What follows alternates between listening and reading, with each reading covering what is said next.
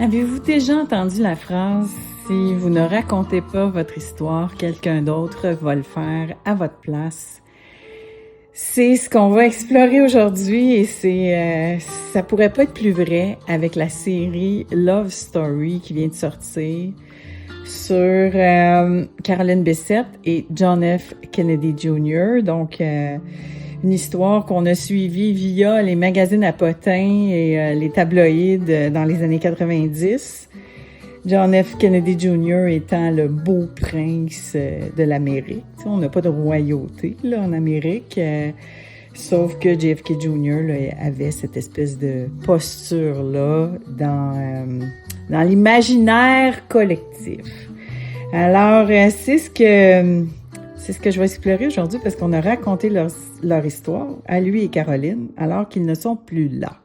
Puis ça me fait penser parce que j'ai fait un post cette semaine, c'était Pâques. Donc, si vous m'écoutez plus tard, je veux juste mentionner que c'était Pâques. Puis à Pâques, depuis que le décret du Vatican est sorti, chaque année à Pâques, je fais le même post.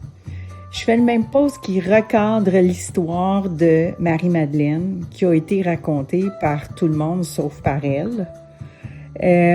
Donc, cette histoire qu'on a connue pendant des années, des décennies, des siècles, Marie-Madeleine était une prostituée, repentie, sauvée par Jésus. C'est l'histoire qu'on nous racontait. Puis, je vous dirais que même quand je côtoie des gens qui sont dans l'Église catholique ou même dans l'organisation, c'est pas tout le monde qui est au courant du décret du pape François, donc, qui a eu lieu, où il a annoncé, ce qui était reconnu là, depuis quelques années dans les cercles, c'est que Marie-Madeleine, dans les écrits officiels, il n'y a absolument rien qui fait référence à ça, au fait que ça a été une prostituée. Rien dans les écrits officiels ne mentionne ça. Alors, d'où ça vient, cette histoire-là?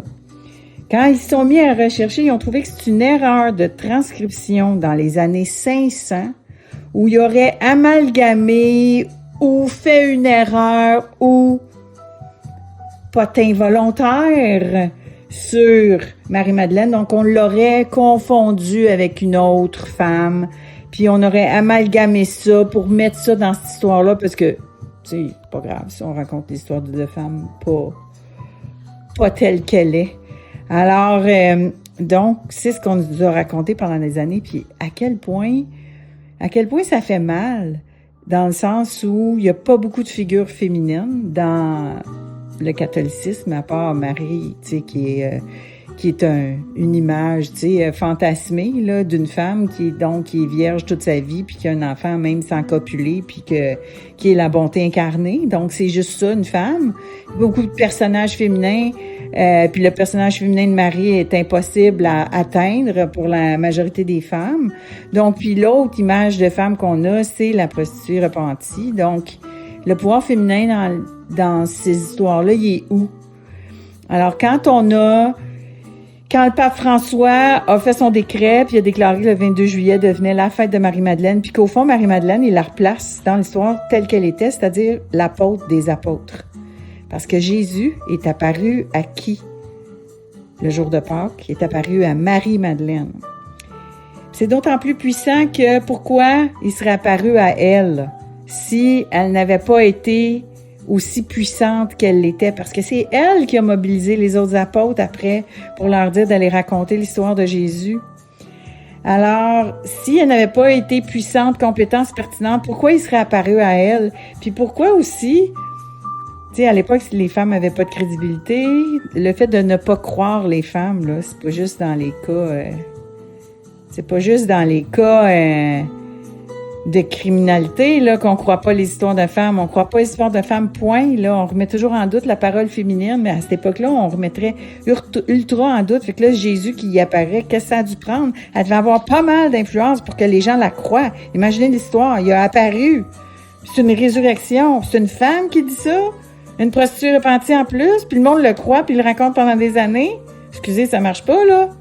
Fait que, voyez-vous, il y avait trop d'indices. Puis si on se met, bon, je suis pas spécialiste en la matière, mais Dans les articles que j'ai lus, parce que j'ai déjà geeké sur cette question-là, dans les articles que j'ai lus, il y en a un évangile.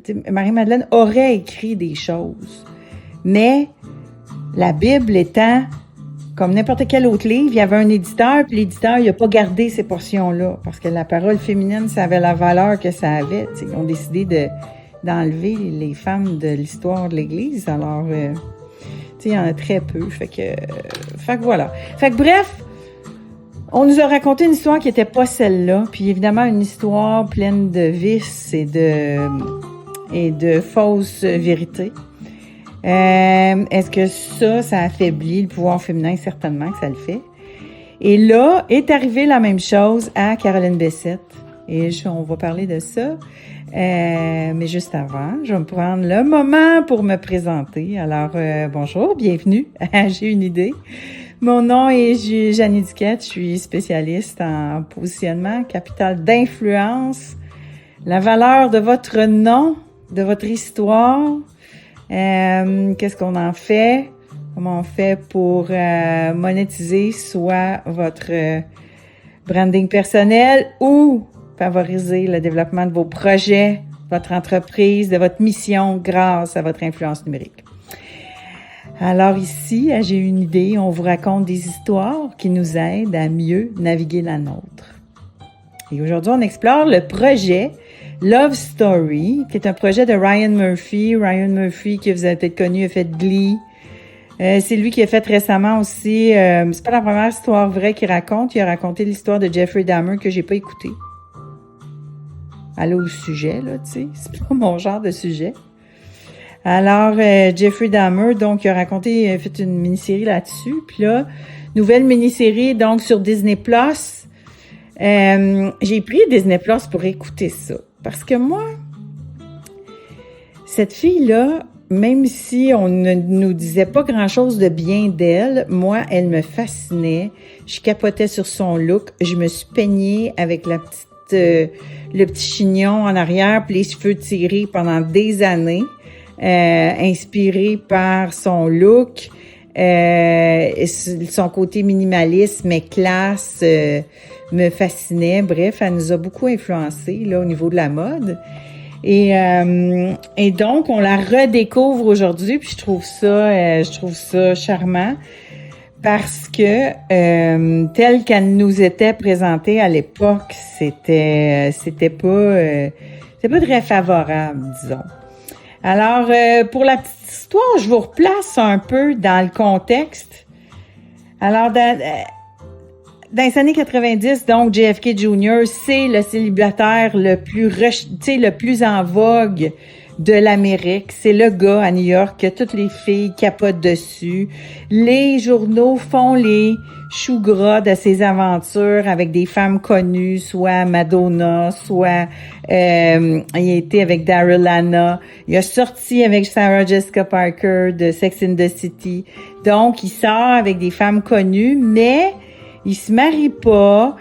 Puis, tu sais, il est rendu, là, mi-trentaine, il est pas marié. Fait que là, il va-tu se marier? Il va-tu faire une carrière politique?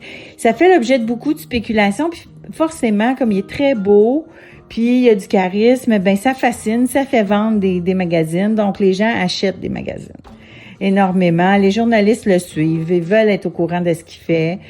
Il a fait son cours de droit, puis ensuite, les journaux font un grand état du fait que ça a pris 3 fois avant qu'il passe son barreau.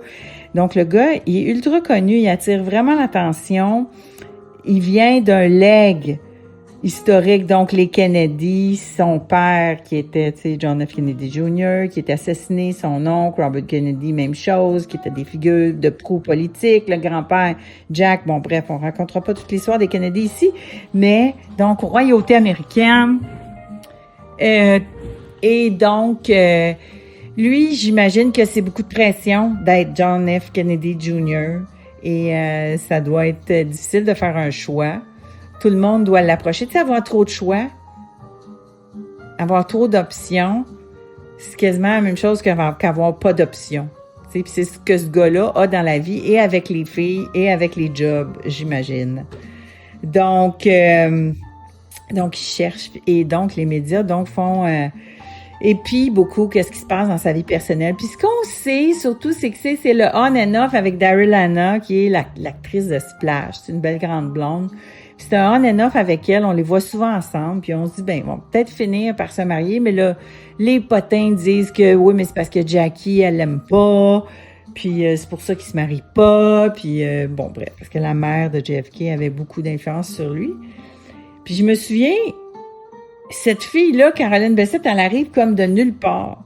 Soudainement, il sort avec elle.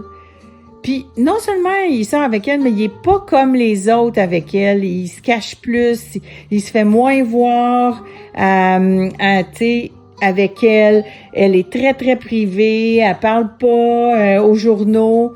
Donc, tu sais, on se dit, ben, il sort avec une fille qu'on sait pas c'est qui. Moi, je la trouve sharp. Puis...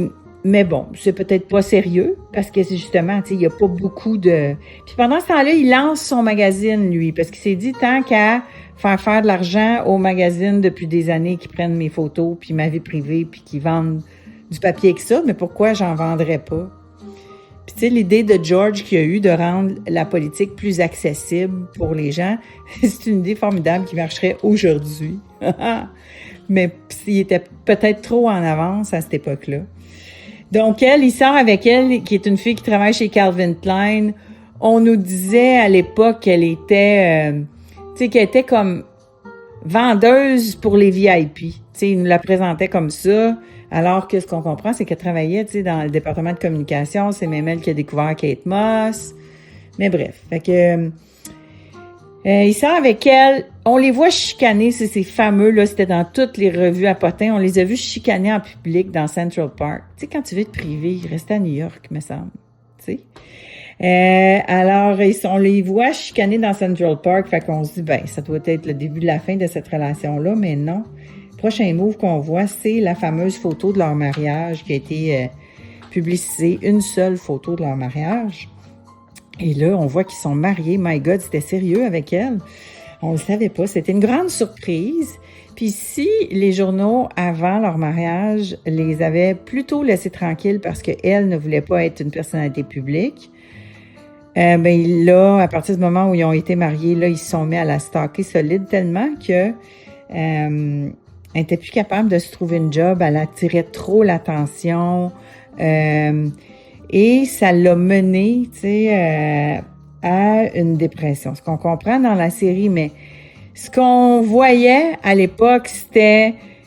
Les journaux nous disaient que c'était une droguée, c'était une fille de party, qu'elle tout timait avec un mannequin qui s'appelait Michael Bergen, qui avait fait ses campagnes de Calvin Klein. Tu sais, vous savez, s'il nous avait dit Caroline Bessette, c'est une fille, c'est une self-made woman, une femme extrêmement intelligente, tout le monde dit qu'elle a du charisme extraordinaire, tout le monde dit qu'elle est ultra brillante, elle a eu énormément d'influence sur l'impact de Calvin Klein puis toutes les campagnes iconiques qu'il y a eu dans ce temps-là. Tu sais, si on nous avait dit ça, là, ben personne, si les journaux parlaient de cette histoire-là, ben il n'aurait pas vendu de journaux. Fait qu'il cherche juste de la dirt, comme on dit. Il cherche juste du potin. Puis, là, ce qu'on comprend, c'est que Candace Bushnell, qui l'aimait pas du tout, puis qui a fréquenté, elle aussi, John F. Kennedy Jr., avait écrit un papier dévastateur sur elle, là, justement, sur le fait que, tu sais, elle était sur le party, elle prenait peut-être de la drogue, etc., tu sais. Mais, somme toute, tu sais, quelque chose qui est pas... Tu sais, qui est pas la fin du monde pour des jeunes dans les années 90, là. Aller au Di Salvio, là, je veux dire, c'est ça qui se passait, là. Le trois quarts des mannequins, c'était pas du monde pas sur le party, là.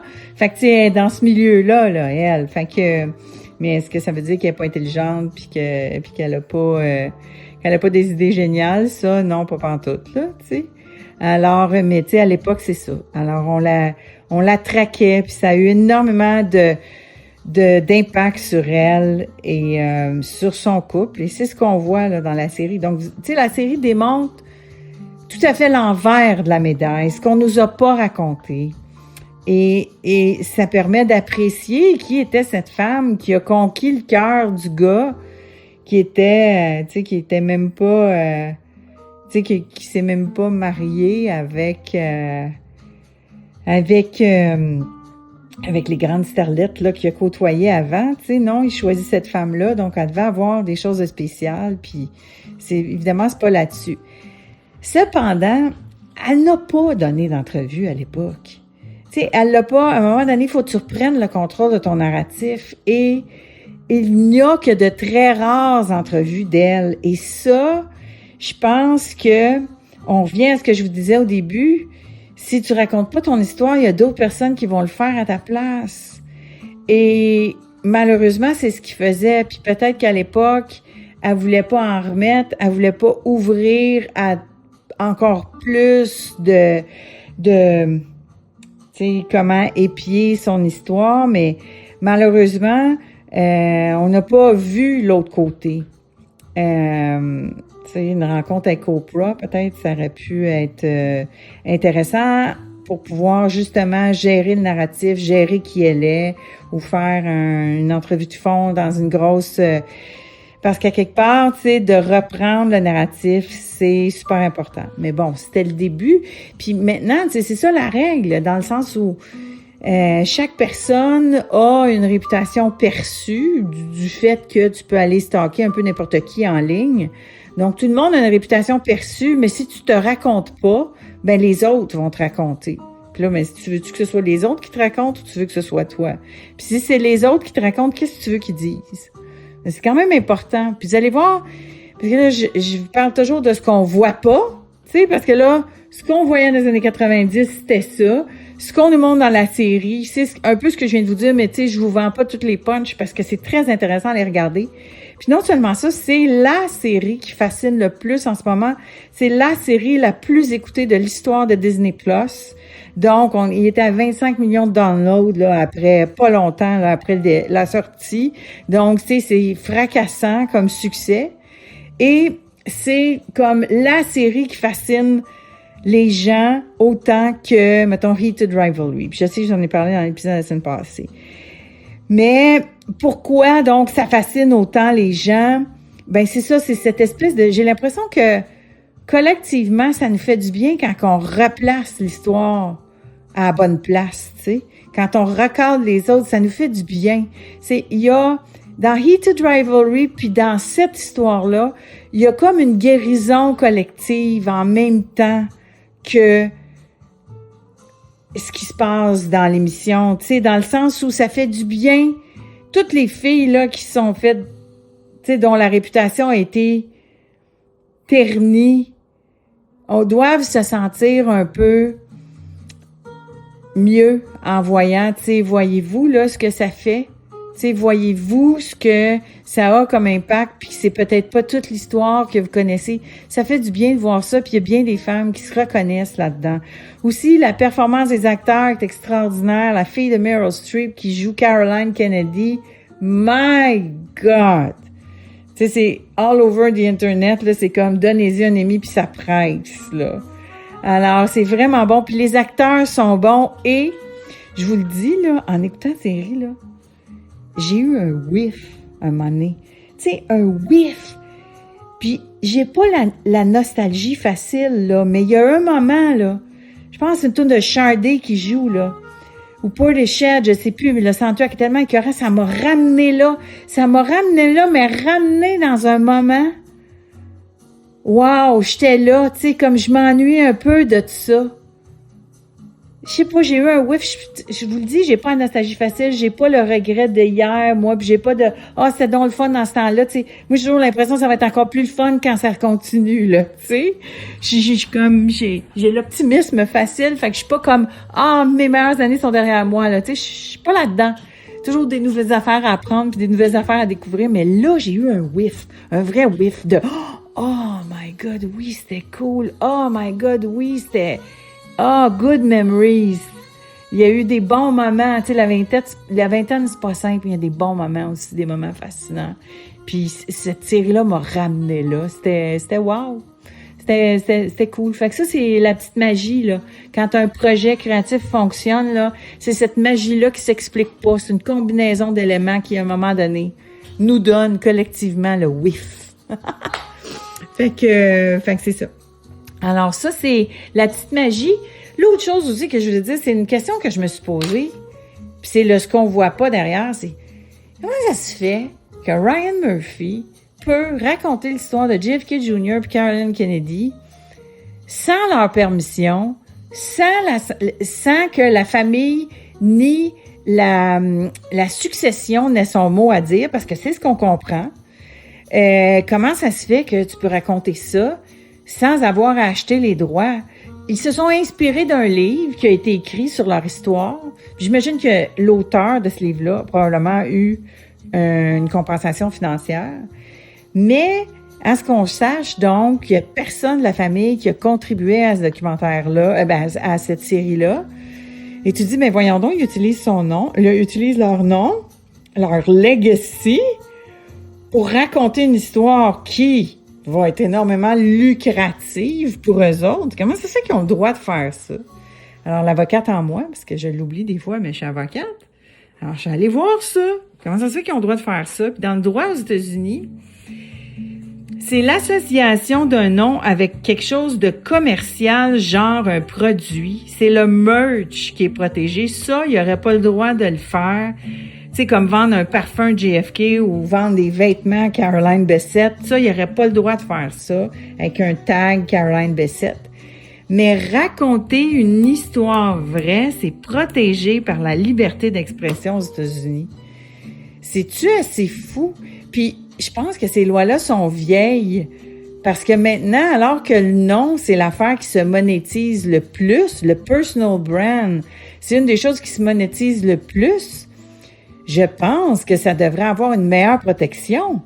Parce que, watch out, le droit de raconter votre histoire dans le droit new-yorkais s'éteint lorsque vous mourrez. Fait que ça fait partie de la liberté d'expression et eux, non, donc la famille et la succession ne peut pas empêcher ça alors qu'ils sont décédés. De leur vivant, probablement, qui aurait pu empêcher ça. Mais, comme ils sont décédés, le droit ne les protège plus. Ah, c'est fou. Alors, ce que je me suis dit, c'est, voyons donc, raison de plus pour raconter sa propre histoire. Raison de plus, c'est souvent ça que je dis à mes clientes ou mes clients, prends le contrôle de ton narratif. Surtout quand on a à recadrer des choses après des gestions de crise, etc. C'est très important de prendre le contrôle du narratif puis de garder des traces de ta version de l'histoire. Parce que, bon, il faudrait que je vérifie dans le droit canadien. Là, je me suis limitée à savoir qu'est-ce qu'il y en est aux États-Unis puis pourquoi ils ont été capables de faire ça. Ça m'a vraiment étonnée. Surtout qu'il y a eu des gens de la famille aussi qui se sont... je pense qu'il y a un neveu qui a dit « Ah, c'est épouvantable ». La famille de Caroline Bessette n'a pas parlé, puis je pense que peut-être qu'au début, ils devaient être très heurtés par ça, mais comme ça remet l'histoire en place, je suis pas sûre, tu sais, peut-être que ça fait du bien. Peut-être que ça fait du bien. Tu sais, je peux me mettre à leur place n'importe qui raconte une histoire à laquelle ils n'ont pas participé, puis ça, c'est ça qui doit faire mal. C'est sûr que ça doit être difficile, mais que le fait qu'une série aussi populaire remette les choses en place, ça doit quand même leur faire du bien. Alors, c'est comme ça que je me dis, mais d'un autre côté, tu sais, qu'est-ce qui empêche la famille demain matin? Tu sais, justement, là, il doit avoir une soif incroyable de la vraie histoire de Caroline Bessette, là. Fait que, tu sais, si j'étais productrice à New York, j'appellerais la famille et je dis, voulez-vous qu'on fasse un documentaire sur votre version? Let's go! Parce que si c'est populaire comme ça, c'est comme, vite, la suite. C'est quoi la suite? C'est quoi qu'on propose au public maintenant? Parce que les gens, manifestement, ont soif de cette histoire-là puis de cette femme-là qui était fascinante, mais qu'on connaît peu. Tu sais, le mystère est super intéressant. Maintenant aussi, d'avoir la vraie histoire derrière, ça nous intéresse aussi.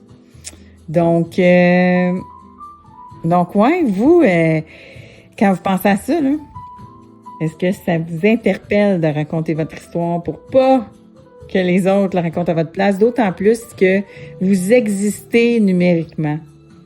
Alors, bien évidemment, si cet élan est sérieux pour vous, c'est vraiment ma spécialité, là, ça, là. Raconter des histoires, raconter votre histoire afin que votre legs soit bien aligné avec ce que vous êtes, ce que vous faites, ce que vous avez envie de faire et ce que vous voulez laisser comme mémoire de vous lorsque vous serez plus là. Alors, ben voilà, c'était notre épisode du jour. Si vous avez aimé ce que vous avez entendu, partagez le podcast, partagez-le. Je sais qu'il y a des nouvelles personnes parce que maintenant, j'ai changé de plateforme. Donc, partagez-le, abonnez-vous, likez le podcast. Et si vous voulez soutenir ce moment-là où je prends le temps de vous offrir des conseils stratégiques, vous pouvez soutenir ma production de contenu. Je vous ai mis un lien pour faire un don. Selon votre élan et votre envie, ce sera ultra apprécié. Je vous souhaite une belle semaine. On se revoit la semaine prochaine pour un autre épisode de J'ai une idée.